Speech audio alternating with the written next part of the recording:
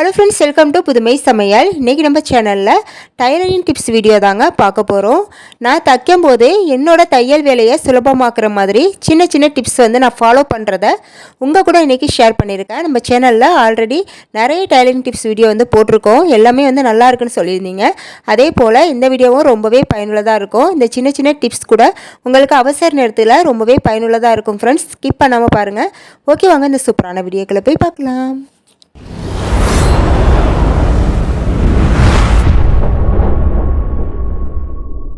Tip number 1, இந்த ஐடியாவுக்கு இந்த மாதிரி ஸ்பாஞ்ச் நமக்கு தேவைப்படுங்க.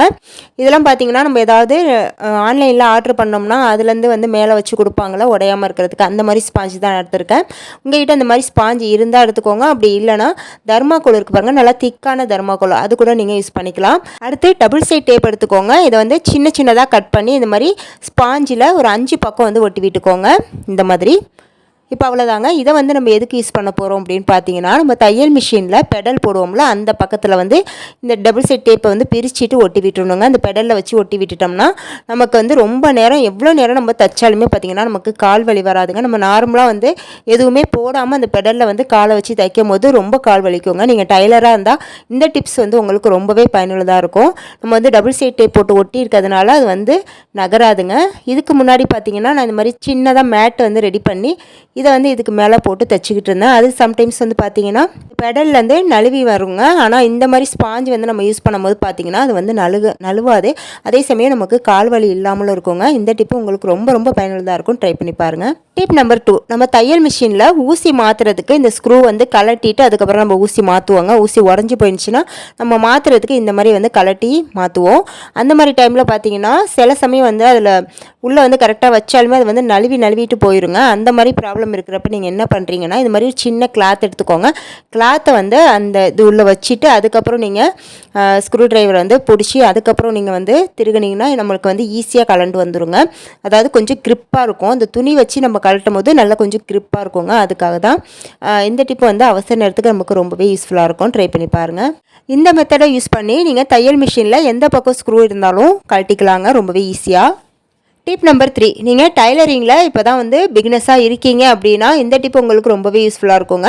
நம்ம பிகினஸாக இருக்கும்போது பார்த்தீங்கன்னா நம்ம சேலை ஓரம் அடிக்கிறதா இருக்கட்டும், இல்லை வேறு ஏதாவது ஸ்டிச் பண்ணுறதா இருக்கட்டும், அது அப்படியே கோணலாக போய்கிட்டே இருக்குங்க. ஸ்ட்ரைட்டாக வராது. ஆரம்பத்தில் எல்லாருக்குமே அப்படி தான் இருக்கும். அந்த மாதிரி நீங்கள் இருக்கீங்க அப்படின்னா இந்த மாதிரி ஒரு கலர் டேப்பை இந்த சைடு நீல வாக்கில் ஒட்டி விட்டுருங்க. ஒட்டி விட்டுட்டிங்கன்னா இந்த டேப்புக்கு அந்த பக்கம் நம்ம போகாமல் அந்த டேப்லேயே கரெக்டாக தைக்க முடியும். ஸ்ட்ரைட்டாகவும் இருக்கும். டிப் நம்பர் 4, இந்த டிப்பு நம்ம பாபினில் ரொம்பவே ஈஸியாக எப்படி நூல் சுற்றுறது அப்படிங்கிறதாங்க பார்க்க போகிறோம். ஆல்ரெடி பாபினில் நூல் சுற்றுறதுக்கு நிறைய டிப் நான் ஷேர் பண்ணியிருக்கேன். அதில் இதுவுமே ஒன்றுங்க. இந்த டிப்பு உங்களுக்கு ரொம்பவே ஈஸியாக இருக்கும்.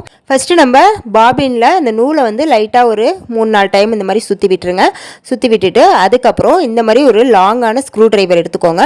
இப்போ இதில் ஃபஸ்ட்டு அந்த நூலை மாட்டிட்டு அதுக்கப்புறம் அந்த பாபினை போட்டுருங்க. போட்டுட்டு இப்போ இடையில அந்த கொஞ்சம் கேப் நூல் இருக்கும் பாருங்கள், அந்த நூலை நம்ம கையில் இந்த மாதிரி பிடிச்சிக்கணுங்க. பிடிச்சிட்டு நம்ம பெடல் போட்டுட்டு அந்த வீல் சுற்றும் பாருங்கள், அந்த வீலில் கொஞ்சம் நல்லா டைட்டாக இந்த மாதிரி வச்சு விட்டுக்கணுங்க. வைக்கும் போது பார்த்தீங்கன்னா அந்த வீல் சுற்றும் போது நமக்கு சரசரன்னு அந்த நூல்லேருந்து பாபினுக்கு நூல் சுற்றிடுங்க. இப்போ நம்ம கையில் அந்த நூலை பிடிச்சிருக்கணுங்க. அப்போ தான் நம்மளுக்கு அந்த மாதிரி சுற்றும். இந்த மாதிரி செய்யும் போது பார்த்தீங்கன்னா நமக்கு 1 நிமிஷம் கூட ஆகாதுங்க. டக்குன்னு பாபினில் நூல் சுற்றிடலாம். இப்போ பார்த்தீங்கன்னா தெரியும் எவ்வளோ குயிக்காக நான் இந்த மாதிரி நூல் சுற்றிட்டேன் பாருங்கள். பாபினில் நூல் சுற்றுறதுக்கும் இதுவுமே ஒரு ஈஸியான மெத்தடுங்க. இந்த மெத்தடை நீங்களும் ட்ரை பண்ணி பாருங்கள். நீங்கள் எப்படி பாபினில் நூல் சுற்றுவீங்க அப்படிங்கிறதையும் எனக்கு மறக்காமல் கமெண்ட்டில் சொல்லுங்கள். டிப் நம்பர் 5, நம்ம பாவாடைக்கெலாம் சுருக்கம் வைப்போம் பாருங்கள். அந்த மாதிரி சுருக்கம் வைக்கிறப்பையும் இல்லை டாப்புக்கெலாம் சுருக்கம் வச்சு தைப்பாங்க பாருங்கள். அந்த மாதிரி எதுக்கு நீங்கள் சுருக்கம் வச்சாலுமே நம்ம எப்படி வைப்போம், இந்த மாதிரி நார்மலாக மடக்கி இந்த மாதிரி வைப்போங்க. அந்த மாதிரி வைக்கிறத விடவும் நான் சொல்கிற இந்த மெத்தடில் வைங்க. பார்க்குறதுக்கு அந்த சுருக்கம் ரொம்பவே அழகாக இருக்குங்க. எப்படின்னா ஃபஸ்ட்டு இந்த மாதிரி நம்ம எப்போவுமே மடக்குவோம் பாருங்கள், அந்த மாதிரி மடக்கி விட்டுட்டு அதையே மறுபடியும் இந்த பக்கம் ஆப்போசிட் சைடு மடக்கிடணுங்க. இந்த மாதிரி மடக்கிட்டு அதுக்கு மேலே ஸ்டிச்சிங் போட்டுருணும்.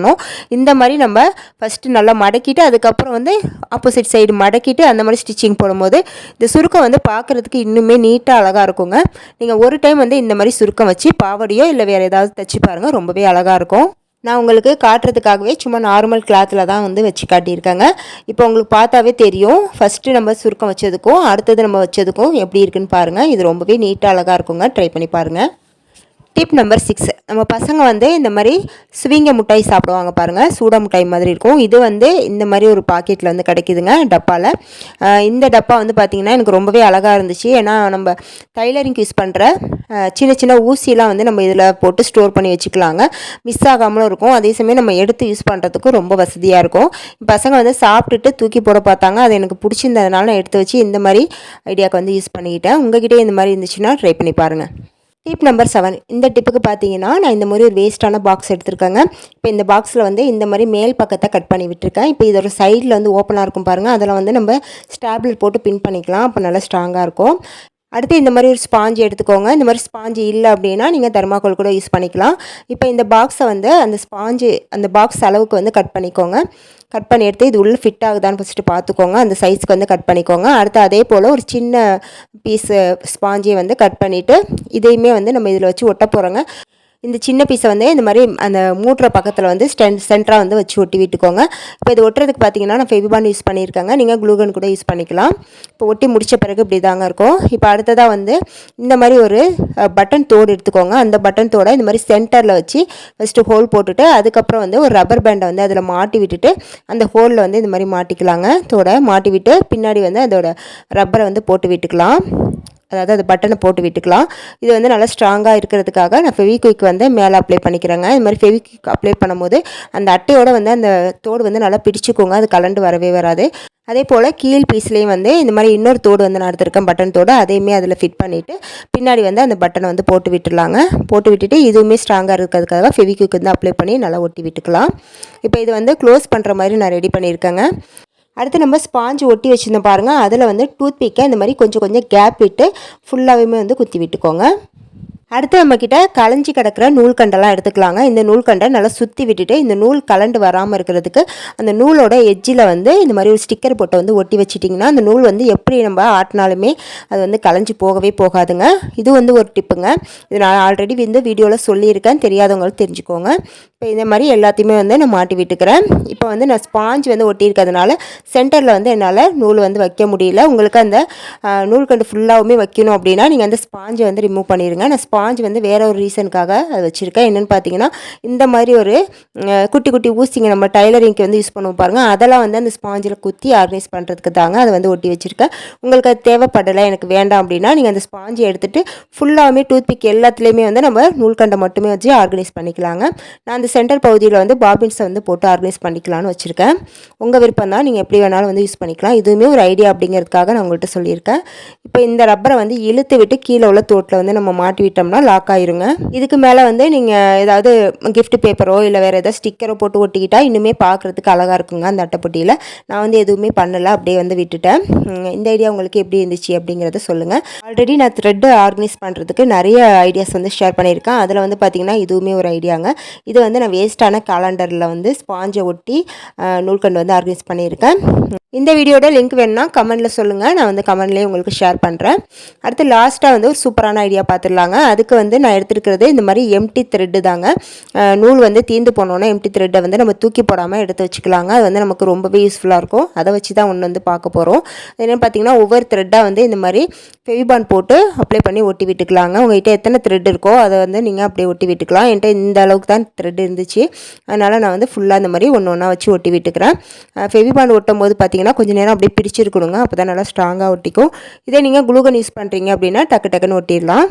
இப்போ நான் என்கிட்ட உள்ள த்ரெட் எல்லாத்தையுமே வந்து ஒட்டி முடிச்சிட்டேங்க. இப்போ அடுத்ததாக வந்து ஒரு சின்ன அட்டைப்பொட்டி வந்து கட் பண்ணி எடுத்துக்கோங்க. இப்போ இதில் வந்து அதை வச்சு அதை அப்படியே வந்து மார்க் பண்ணிவிட்டு அதையுமே நம்ம கட் பண்ணிவிட்டு ஃபெவிபாண்ட் போட்டு அடி பக்கத்தில் வந்து அப்ளை பண்ணிவிட்டு இதோட ஒட்டி விட்டுக்கலாங்க. கீழே வந்து பேஸ்மெண்ட் மாதிரி நம்ம ஒட்டி விட்டுக்கலாம். இப்போ அடுத்ததாக வந்து இதுக்கு பெயிண்ட் பண்ணிக்க போகிறோங்க. நான் வந்து பிளாக் கலர் பெயிண்ட் கொடுத்துக்கிறேன். உங்களுக்கு விருப்பமான கலரில் நீங்கள் பெயிண்ட் கொடுத்துக்கோங்க. ஃபஸ்ட்டு பிளாக் கலர் பெயிண்ட் கொடுத்துட்டு இதை நல்லா வந்து காய விட்டுட்டு அதுக்கப்புறம் கோல்டன் கலரில் வந்து பட்ஸ் இருக்குது பாருங்கள், அதை வந்து தொட்டு தொட்டு இந்த மாதிரி ஒரு டாட் மாதிரி வச்சு விட்டுக்கிறேன். சும்மா சிம்பிளான டிசைன் தாங்க, உங்களுக்கு தேவையில்லைனா நீங்கள் ஸ்கிப் பண்ணிக்கோங்க. இப்போ அவ்வளோதாங்க, சூப்பரான ஒரு ஆர்கனைசர் ரெடி ஆகிடுச்சு. இதில் வந்து நம்ம பெயிண்ட் ப்ரெஷ்ஷு அதுக்கப்புறம் பென்னு பென்சிலு இந்த மாதிரி கூட நம்ம வச்சு ஆர்கனைஸ் பண்ணிக்கலாங்க. பசங்களோட ஸ்டடி டேபிளில் வந்து நீங்கள் இந்த மாதிரி செஞ்சு கொடுத்தீங்கன்னா உங்களுக்கு ரொம்பவே யூஸ்ஃபுல்லாக இருக்கும். வேஸ்ட்டாக நம்ம தூக்கி போடுறத நமக்கு யூஸ் ஆகுற மாதிரி நம்ம யூஸ் பண்ணிக்கலாங்க. இந்த ஐடியா உங்களுக்கு பிடிச்சிருக்குன்னு நினைக்கிறேன். பிடிச்சிருந்தா மறக்காம ஒரு லைக்கை தட்டி விட்டுருங்க. இதுபோல் நிறைய யூஸ்ஃபுல்லான வீடியோஸ் தெரிஞ்சுக்க நம்ம புதுமை சமையல் சேனலை சப்ஸ்கிரைப் பண்ணி வச்சுக்கோங்க. நெக்ஸ்ட் ஒரு சூப்பரான வீடியோவில் வந்து மீட் பண்ணுறேன். தேங்க்ஸ் ஃபார் வாட்சிங்.